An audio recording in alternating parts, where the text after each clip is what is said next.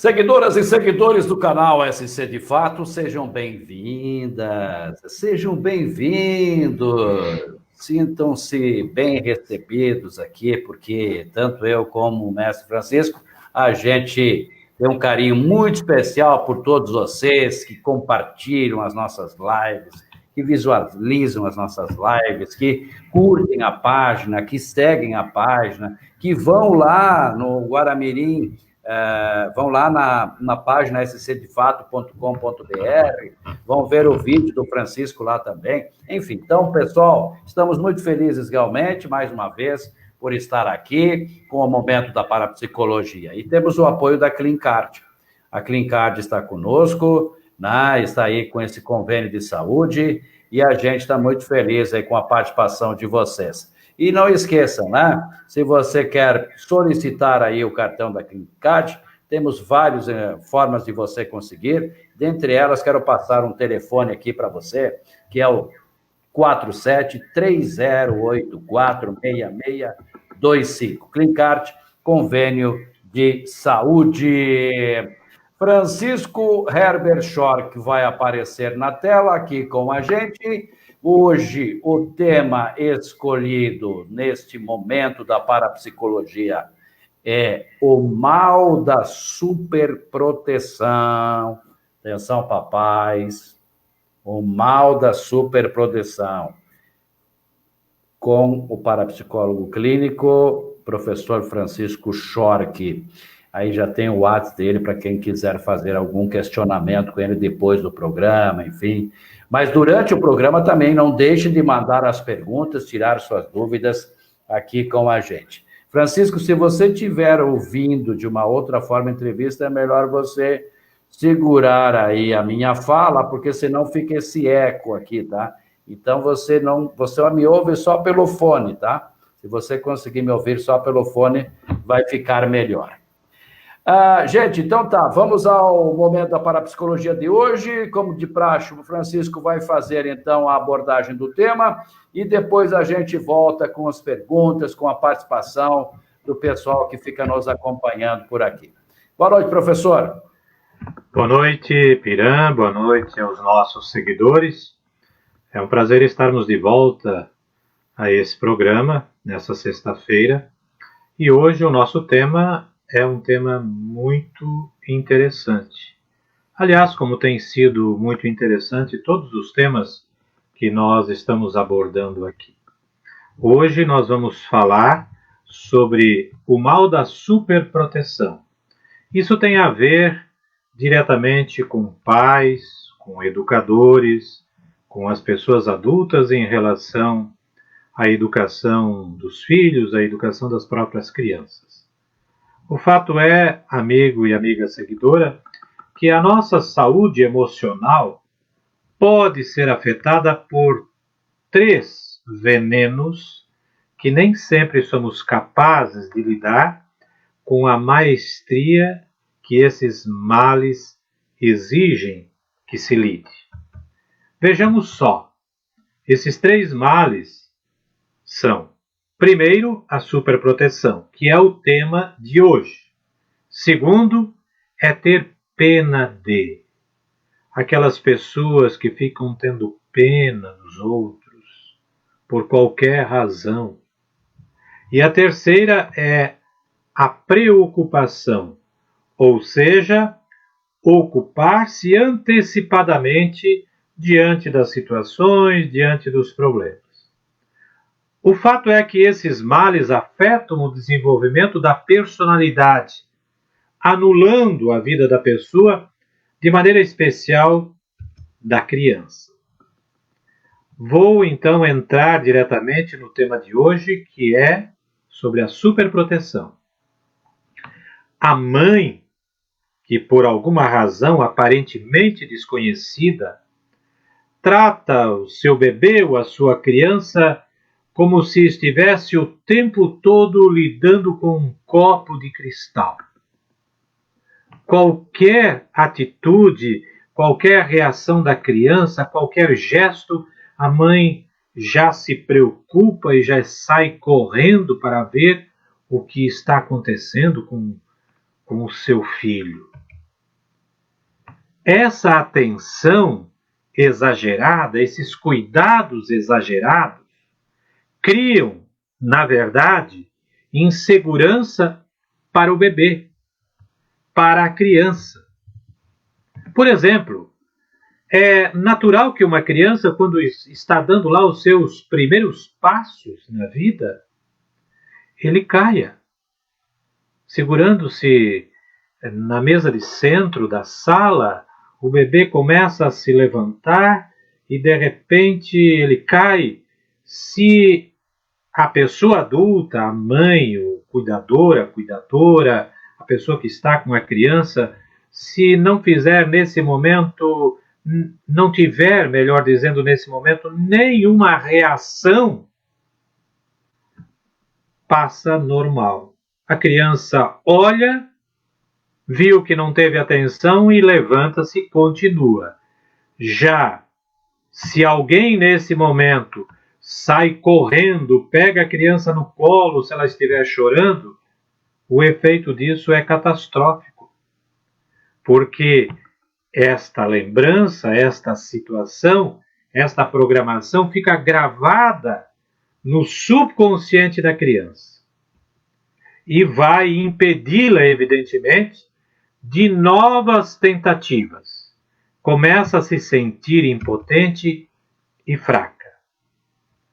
O fato também é que há uma lição a ser aprendida em relação a isso. A criança, quando aparentemente indefesa, começa a gostar de ter os holofotes em si. Começa a chamar a atenção. É algo, sem dúvida, que, embora ela não saiba disso, lhe trará prejuízos em sua vida futura e prejuízos extremamente fortes. E assim, quando ela tiver que dar de frente no mundo com as dificuldades, ela vai se acovardar, ela vai se recolher, ela vai achar que o mundo é um lugar muito mais de problemas do que de oportunidades, muito mais de escassez do que de desafios. Bebês, costumo sempre dizer nas palestras e no atendimento, em consultório, às mães de crianças e de adolescentes. Bebês e crianças são lindos, mas pai, mãe, cuidador, professora, eles crescem. Por isso, crianças super protegidas, crianças mimadas, se tornam na vida adultos fracos, pusilânimes, medrosos, se tornam adultos que não são capazes de enfrentar as agruras da vida quando elas aparecem. Se escondem do mundo. E se escondem do mundo porque seus pais, mesmo com a melhor das intenções, evitaram no momento certo que elas superassem as situações as mais elementares, como coloquei, o caso de cair quando tenta se levantar, quando está nas primeiras tentativas de andar. É por isso que muitos, depois de adultos, levam surras, porque o mundo não terá nem dó, nem piedade das pessoas fracas. Você é um adulto e você sabe quantas dificuldades você já deve ter enfrentado na vida e teve que superar, mesmo chorando, mesmo se descabelando. Há uma metáfora que quero trazer para vocês aqui no encerramento deste primeiro momento, que é o momento da reflexão. Depois nós partiremos para o segundo momento, onde então o Piran vai interagir com vocês e poderão me fazer então as perguntas, os questionamentos que tiverem vontade de fazer.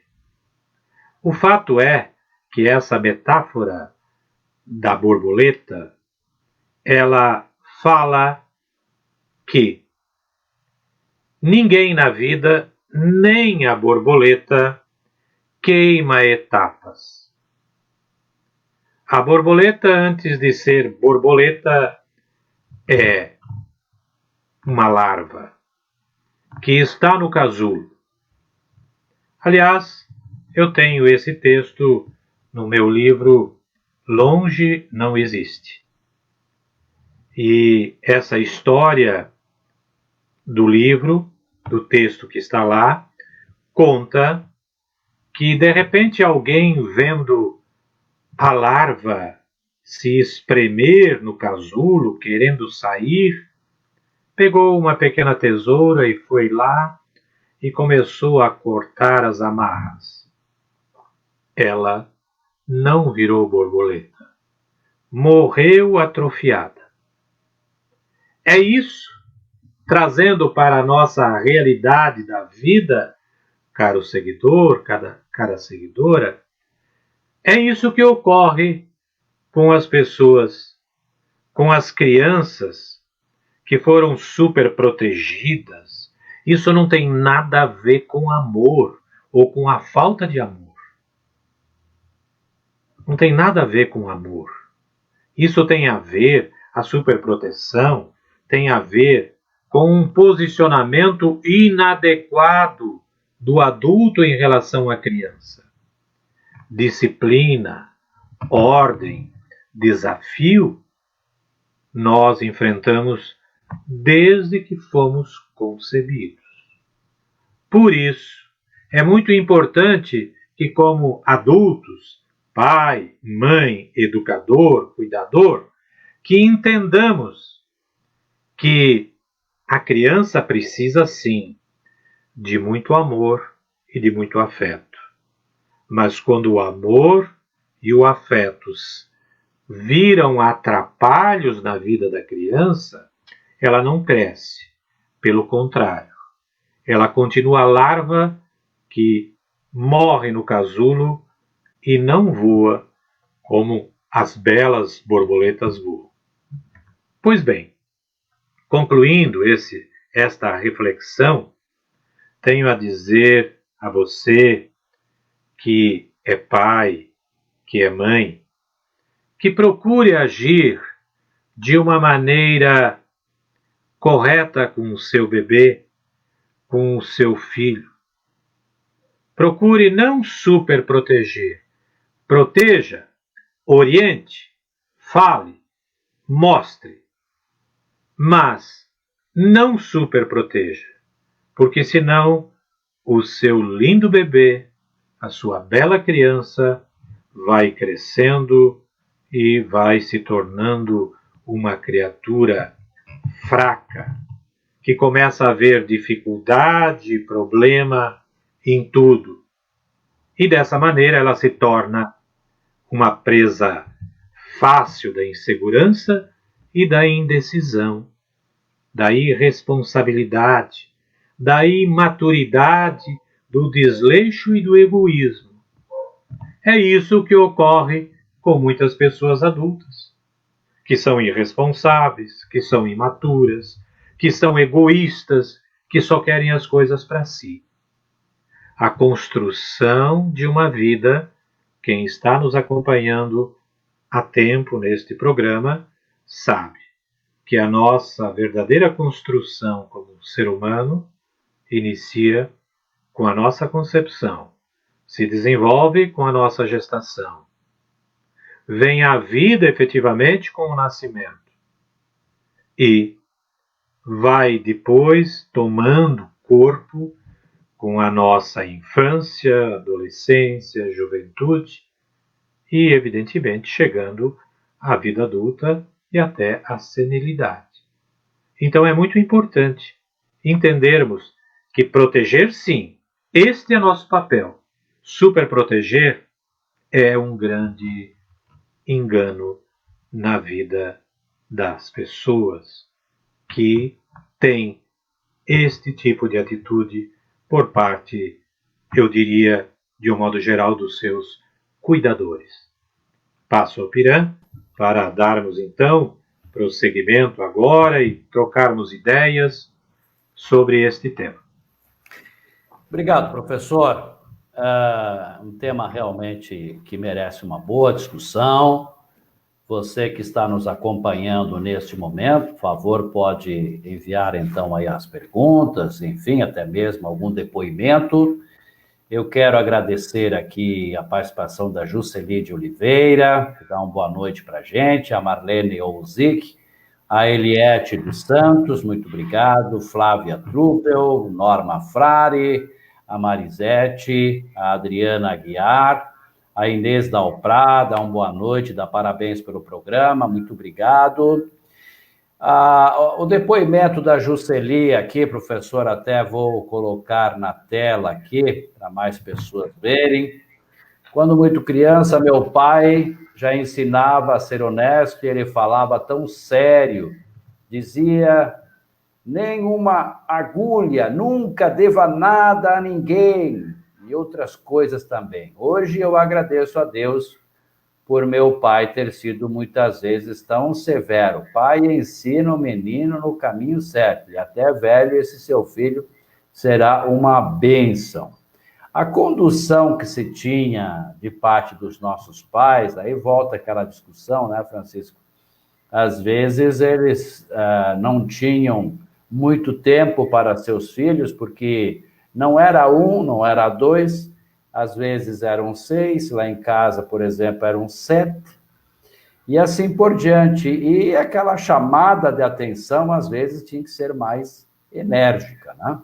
Hoje, o filho é 1, 2 e tal, e aí tem aquele tempo para a atenção. Os tempos são um pouco diferentes, né?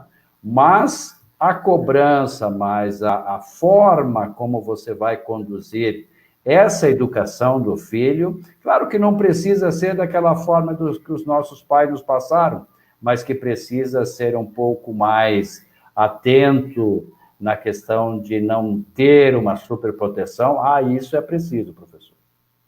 Sem dúvida nenhuma. Ontem eu estava participando de um curso online focado no autodesenvolvimento humano e o palestrante falou algo muito interessante. E quando você estava fazendo esse comentário da Jusceli, e fazendo o seu comentário depois, me veio à mente e vou compartilhar com vocês aqui. E o palestrante foi claro e objetivo, muito direto. Você como pai, você como mãe, não precisa ter preocupação que os filhos lhe amem. Esse não é o seu papel. O que é importante é que você tenha uma atitude de prepará-los para a vida. Não se preocupem em ser correto, em exigir na hora que precisa exigir.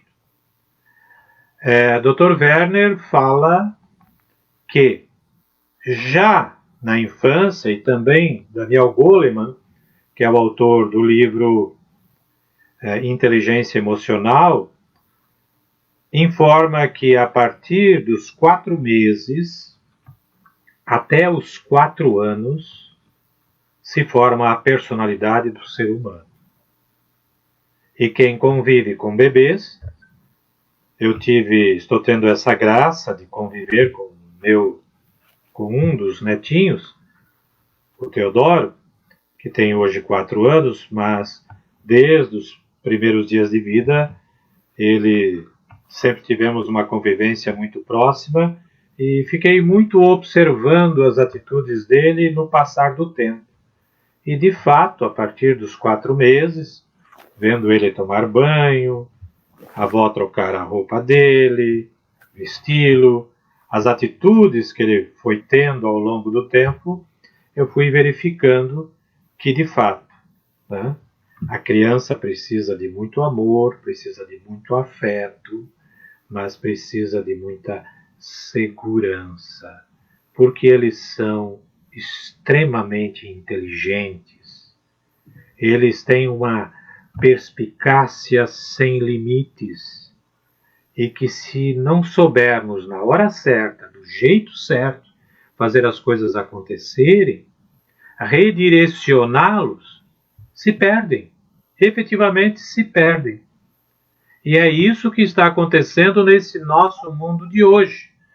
Eu sou ainda de uma geração que colo do pai só quando era muito pequeno. Não que não se deva dar colo, mas eu partilho muito com aquela máxima do Padre Zezinho que diz: as crianças aprendem no colo da mãe e nos ombros do pai. Entender este conceito significa ter a doçura e ter a firmeza na condução, na formação dessa personalidade, porque senão eles sofrerão lá na frente, sofrerão no futuro. Por isso que temos tantos adultos fracos hoje, pusilânimes, egoístas, extremamente egoístas. O pessoal que curtiu aqui também, Jair Gonçalves, um abraço. Meu irmão Idair, lá em Erechim, ouvindo a gente, obrigado, Idair. Ailda Silva, pessoal que está aí curtindo também, assistindo com a gente. Depoimento da nossa colega, da nossa parceira aqui do canal, e que esteve conosco no programa passado, e que vale a pena apenas registrar aqui, da professora Adriana Aguiar, quando ela diz: uma situação que me policiei foi que os adultos, muitas vezes, não deixam as crianças fazerem as atividades porque fazem devagar ou errado. Eles nunca aprenderão. Aí ela acrescenta aqui, ó, acabamos fazendo por eles. Isso, segundo ela, é um erro, professor. Um grande erro.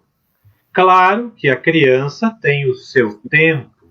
A criança, ela vai elaborando as questões, as situações de vida, o próprio exercício, e nós, como adultos, enquanto adultos, pilhados por esse mundo que anda numa velocidade além da conta, supersônica, queremos que tudo seja para já, que tudo fique pronto logo, que não tenha incômodo, porque afinal estou aí com 80 mensagens no WhatsApp e eu preciso dar uma olhada também no Face e ainda rodar pelas outras redes sociais, e aí a criança, claro que incomoda.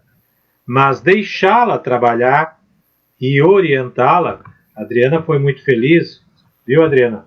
Você está sendo muito feliz nessa colocação. É preciso ter esse critério, sim. Muito e educar demanda tempo. Professor, o senhor falou que está com o seu netinho, muito feliz, curtindo ele bastante. Também gostaria, às vezes, de estar mais com o meu. Mas essa conversa, né, de que a superproteção hoje vem dos avós, qual é a sua análise, hein, professor? Bom, nós somos avós, nós temos 3 netos, uma bela jovem de 18 anos, e temos o Teodoro, de 4 anos, e temos também o Hector, de 1 ano e meio, que a gente interage com ele hoje por vídeo, porque mora longe, é um baiano de boa vida, está lá, né? Na Bahia, mora lá com os pais, com o Jean, com a Letícia. Então a gente interage toda semana com ele também por vídeo, e ele já começa a entender, começa a interagir conosco. Com o Teodoro, que nós convivemos no nosso dia a dia, aqui dentro de casa, principalmente agora nesse tempo de pandemia também, ele está bastante aqui, a gente observa as atitudes que ele tem. Com a avó, ele age de um jeito, comigo ele age de um outro jeito. Mas sempre que eu preciso chamar a atenção dele, não deixo de chamar. Chamo a atenção e digo assim, ó, vovô te ama, mas vovô não quer isso aqui não. Isso não está certo. E é interessante que na hora ele se ressente, aí eu digo, vem cá, vovô vai te dar um abraço, vai te dar um beijo, tá tudo bem, vô, certo?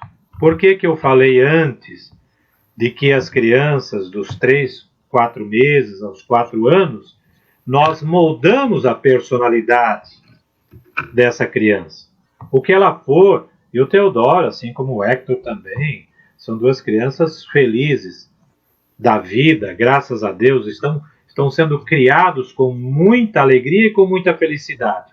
Mas isso não significa ser permissivo. Claro que a mãe, a mulher, a avó, sempre é mais condescendente. E precisa ser assim mesmo. É o afeto. A avó cuida do colo e eu cuido do ombro, viu? Mas essa e vai muito bem. Mas essa situação, realmente, hoje o senhor deve estar se deparando com muitos depoimentos nesse sentido, né? Que o pai e a mãe procuram dar uma educação para os filhos, e como hoje exige muita presença, às vezes, do avô e da avó, porque os pais estão no trabalho, os pais têm outros afazeres, enfim, né? E até alguns disfarçadamente entregam para o avô, a avó, para ficar mais nas redes sociais, isso também acontece, mas, assim, nesse momento, está se vendo, né, que passa-se a responsabilidade, dizendo, olha, eu até tentei, mas aí ele vai lá para casa do avô e da avó, e lá está tudo bem, né, fica passando a mão, como se diz no popular, né, fica passando a mão e tudo bem. Essa situação, Francisco, o senhor deve ter se deparado muito com isso também, né? Sim, eu me deparo com essa situação, inclusive no dia a dia no consultório. Quantas mães trazem seus filhos adolescentes, seus filhos crianças, eu atendo pessoas a partir dos 4, 5 anos, até porque quando me trazem uma criança de 4, 5 anos, via de regra eu trato da mãe e do pai, não da criança, né? Porque a criança não tem problema. O problema está focado muitas vezes no pai e na mãe, e a pessoa não sabe disso, não tem essa consciência. Então chamo a atenção, felizmente, as pessoas entendem isso, né?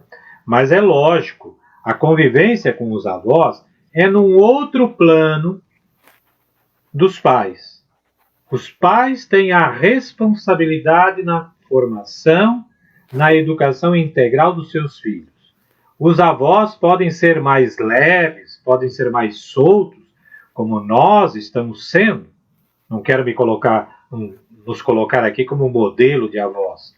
Mas não se pode baixar a guarda.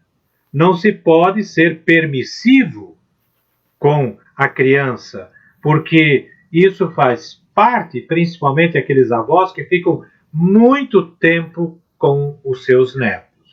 Não se pode ser permissivo ao extremo. Deve-se ser mais solto, sim. Deve-se ser muito mais amoroso, amorosa, sim. Mas dentro das medidas. Porque a criança não tem a noção do quanto isso vai lhe facilitar ou vai lhe dificultar a vida no futuro. Então as pessoas adultas precisam ter essa consciência. Né? E se há uma coisa que um avô e uma avó jamais deve fazer, é embrulhar a criança no sentido de contar qualquer mentirinha para ela, mesmo que sejam mentiras inocentes, ou ter qualquer tipo de atitude, porque elas, quando menos esperam, elas contam para o pai e para a mãe. E aí, né, aqui em casa a gente vê isso. Ontem à noite, quando a Josi veio buscar o Teodoro, aí ele contou uma traquinagem que ele fez, né? E o modo como a vovó agiu. Aí a Josi, a mãe do Teodoro, disse: tá vendo, filho? A vovó tá certa. É verdade, a vovó tá certa. Porque não falta inteligência, não. De ambos os lados tem que ter essa... Tem que ter esse equilíbrio e essa abertura também, né? Isso, e quando a mãe chamar a atenção, quando o pai chamar a atenção, o avô e a avó também diz: olha, você deve ter feito alguma coisa para tua mamãe ter dito isso, o teu papai ter dito isso. Então, tem que ficar focado nisso. Mas o professor falou do seu livro, e eu tenho ele sempre muito perto de mim, tá? Isso, que bom. Esse livro o professor me presenteou. Está quase com edição esgotada, viu?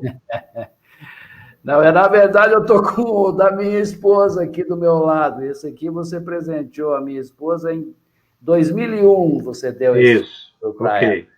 Você presenteou. Mas você falou dessa questão do casulo. Deixa eu mandar um abraço aqui para a Ariane Luz da Silva, mandou uma boa noite para a gente. Também o André Luiz Milnitz, o meu colega Eliseu Vargas, radialista, lá de Cachoeira do Sul. Um abraço. O Domias Inácio, Lourdes Eng, pessoal que está curtindo. Estamos indo longe, hein? Rio Grande do Sul.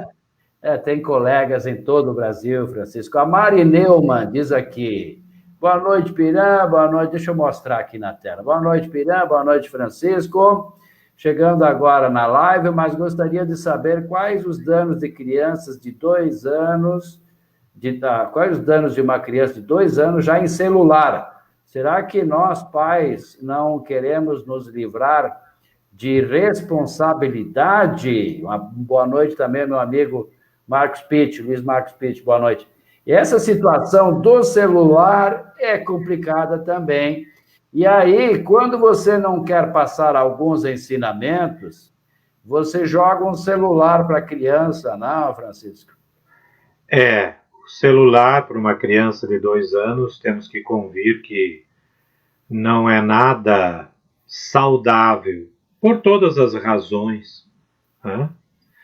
Tem que se ter muita parcimônia no uso do celular hoje, que é a tecnologia avançada que está aí, né, com as nossas crianças, para que elas não se tornem viciadas nessa tecnologia, porque senão a vida fica muito curta e muito presa. Então, para tudo ao seu tempo. A tecnologia, a cada dia, essa pandemia nos levou a nos desafiarmos. Eu, pessoalmente, que tinha uma grande resistência de aderir à tecnologia, estou aí hoje com esse programa, e esse programa está me dando abertura para participar, para ministrar outras formações, mas, evidentemente, eu tenho 68 anos e belos cabelos nas laterais. Agora, uma criança de 2 anos, 3 anos, né, ficar presa ao celular, isso é um grande dano ao celular, à tela da televisão, vendo aqueles filmezinhos. Claro, em algum momento, a partir também de uma idade já que vai amadurecendo um pouco, tudo bem, mas há que se ter muito cuidado com isso. Ou então a mãe dando de mamar para o bebê e vendo as últimas no WhatsApp. Verdade. Professor, o senhor falou durante a sua explanação, até citou aqui o seu livro, enfim, mas que outras atitudes que a gente toma que realmente representam que é uma superproteção, professor?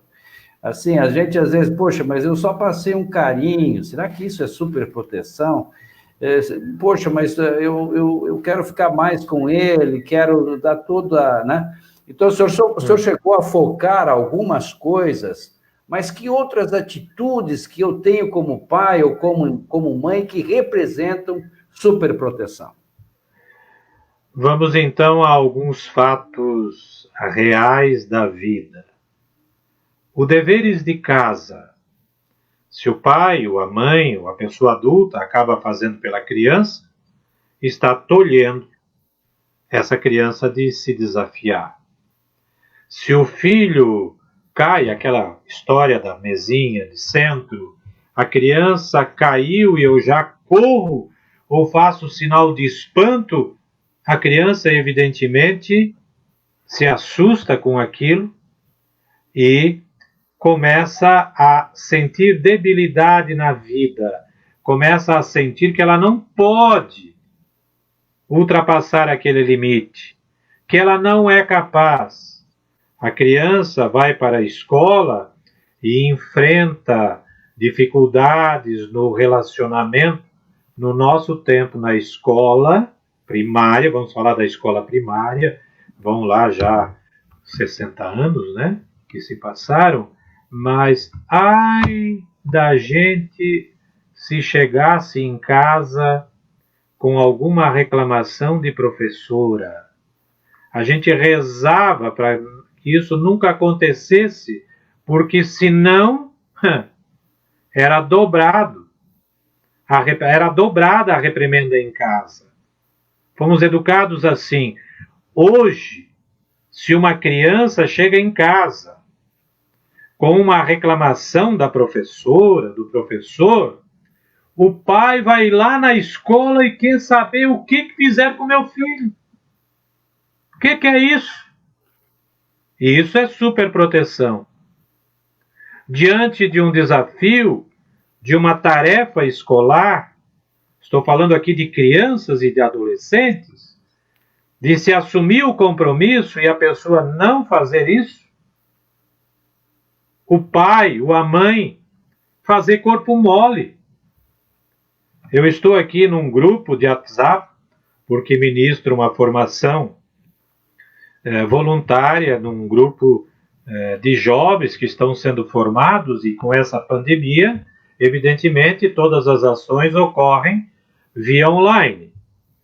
E como eu estou nesse grupo e como ministro a formação para eles também, os professores, os voluntários que ministram dão tarefas e eles devem devolver essas tarefas.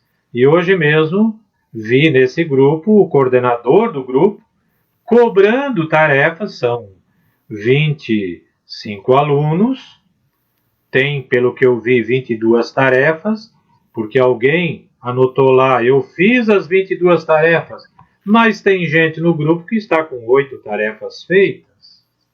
E isso é superproteção, porque é um trabalho voluntário da nossa parte, mas existe um investimento. Aquele adolescente, é a nível de 2º grau já, ele está aí tirando a vaga de um outro. O pai e a mãe, aonde estão? Estão trabalhando? Sim, a gente sabe que a vida não é fácil, que a vida realmente é muito dura, que se precisa trabalhar muito além do necessário, mas deixar o seu filho adolescente, ou sua criança, simplesmente não ligar, não dar importância a essas coisas elementares e simples, essas tarefas que ele precisa fazer. Ele tem 10 anos, ele não é capaz de pegar uma colher, não é capaz de tirar o prato da mesa e levar na pia para lavar. Com 8 anos, eu não só fazia isso, como cuidava da limpeza de toda a casa. Aí vai dizer isso é exploração? Não, não tem nada a ver com exploração do trabalho infantil. Sou contra, absolutamente contra. Mas há coisas que não são trabalhos. Há coisas que são aprendizados para a nossa vida. Pois é. Quer saber o resultado disso, Pirã, e quem está nos seguindo? Casamentos frustrados. Casa, 3 meses depois, estão separados. Porque não era nada daquilo que queria. Lógico que às vezes há incompatibilidade.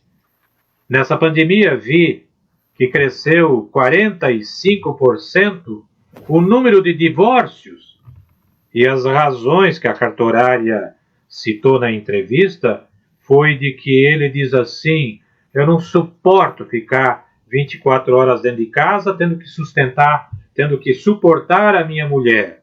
E a mãe dizendo: eu trabalhava fora o dia inteiro, não aguento essa molecada toda. Aonde isso acaba?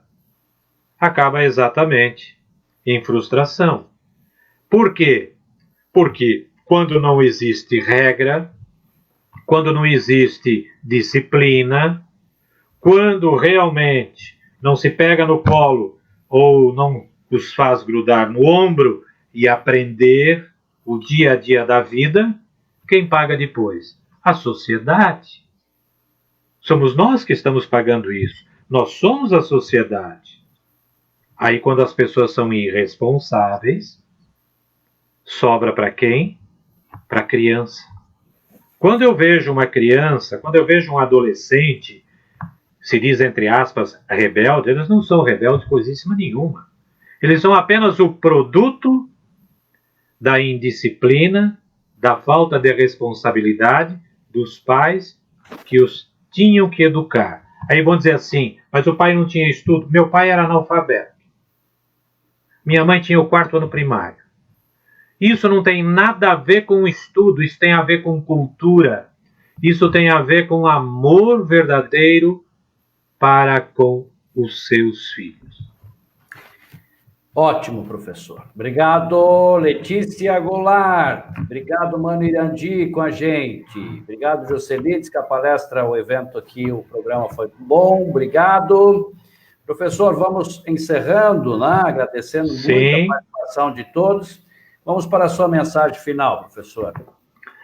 Minha mensagem final hoje para você que é pai, para você que é mãe, para você que é, de alguma forma, educador, cuidador, cuidadora de crianças e de adolescentes, é que você faça, em relação a essa criança ou esse adolescente, quando tem alguma dificuldade, quando tem algum problema, que você faça uma pequena prece chamada de hipnopedia. Nós já tratamos esse assunto aqui.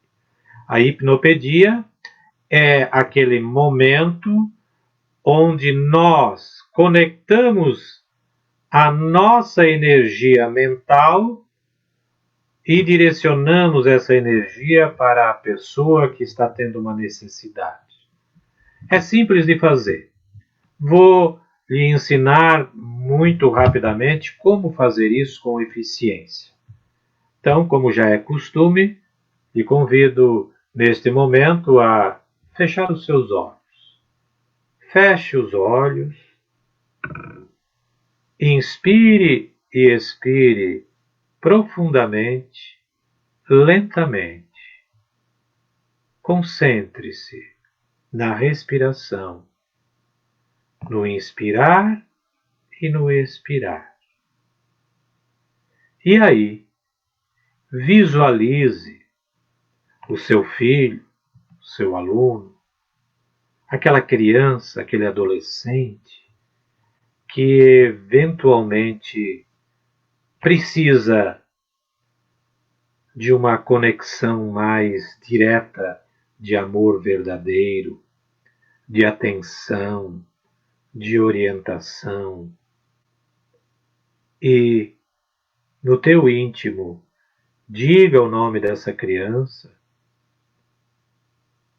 diga a ela que você a ama, diga a ela, a esse adolescente, que ela é muito importante para você, que tudo vai caminhar muito bem na vida dela, que ela é forte, que ela é sábia, que ela é muito amada por você. Faça isso, de preferência à noite, antes de dormir, quando você perceber que seu filho, sua filha, precisa. Faça isso em relação a um aluno que você está dando aula e que lhe incomoda muito. Faça isso em relação a um adolescente, um sobrinho, uma sobrinha sua, que precisa dessa conexão, que precisa desta prece, e você verá que fará muito bem. Ok? Abra os olhos, fique muito à vontade, e eu quero passar aqui o nosso tema, Pirã, para o nosso próximo programa. Nós falamos sobre a superproteção hoje. Na semana que vem, nós vamos falar sobre a síndrome do filho único. E aí, nós vamos aprofundar esse tema, porque, via de regra, filhos únicos sofrem muito de superproteção. E eu ouço muito pai e muita mãe dizendo assim: eu só tenho ele, eu só tenho ela, então eu vou dar tudo. Dê todo o amor que ele precisa. Não passe da linha do gol, não vai ajudá-lo, não vai ajudá-la absolutamente em nada. Então esse será o nosso tema. Divulgue com os seus contatos esse nosso programa, o próximo programa. Se alguém quiser fazer algum questionamento individualmente, tem o meu WhatsApp, faça o contato, terei o máximo prazer em poder atendê-lo, É o meu papel. Muito obrigado, uma boa noite e até a próxima sexta-feira. Obrigado. Tivemos, então, mais um tema muito bem colocado pelo professor Francisco Schork no dia de hoje, aqui nesse momento da parapsicologia. Muito obrigado a você por esse carinho que você tem com a gente, compartilhando, visualizando nossos programas, seguindo a gente. E eu estou muito feliz, realmente, em estar aqui todas as sextas-feiras para trazer este tema para vocês, que é muito importante. Espero que tenha ajudado a todos. Grande abraço, gente. Voltamos na próxima sexta-feira com o momento da parapsicologia. E não esqueçam, fiquem sempre com muito cuidado, se cuidando muito. Não esqueçam que estamos ainda com uma pandemia que nos assusta, então redobrem os cuidados. Esse é o recado final. Obrigado. Boa noite. Boa noite.